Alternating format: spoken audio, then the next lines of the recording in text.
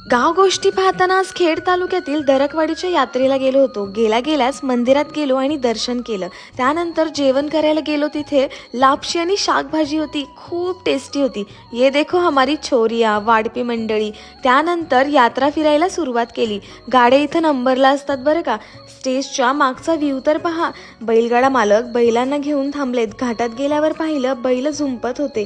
कांड जुकाट व गाडा मालक घाटाची शान आहेत। आजच्या या यात्रेत स्टेजवरची मंडळी माईकमध्ये सारखं हेच पुकारत होते, बैलांना मारलं तर बाद होईल बरं का बारी। खूप छान वाटलं ऐकून। बरं, या नवीन पिढीचा बैलगाड्याचा जो नाद आहे तो या जुन्या पिढीमुळेच आहे। थँक्यू जुनी पिढी। घाटात यावेळी पप्पांनी, दादांनी आणि नानांनी पण हाय केलं हा। बरं, 12 सेकंदवाली बारी पहा। 12 सेकंदमध्ये बारी बसली की आपली वाजंत्री मंडळी वाजत गाजत स्वागत करतात बैलांचं। हे पहा बारीचा टाइम ठरवणारं घड्याळ। सफेद कपड्यांचा हा थाट ना फक्त यात्रेच्या वेळेसच बघायला भेटतो। अविस्मरणीय आहे यार हे सर्व।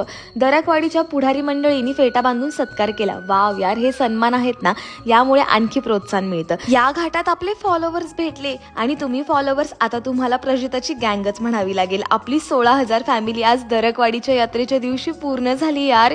थँक्यू आपल्या सर्व फॉलोअर्सला। ही अचीवमेंट एका अवॉर्डपेक्षा कमी नाहीये। तुमचं हे प्रेम असंच असू द्यात, कधीच विसरणार नाही। आता लाईक आणि फॉलो करून जा व्हिडिओला।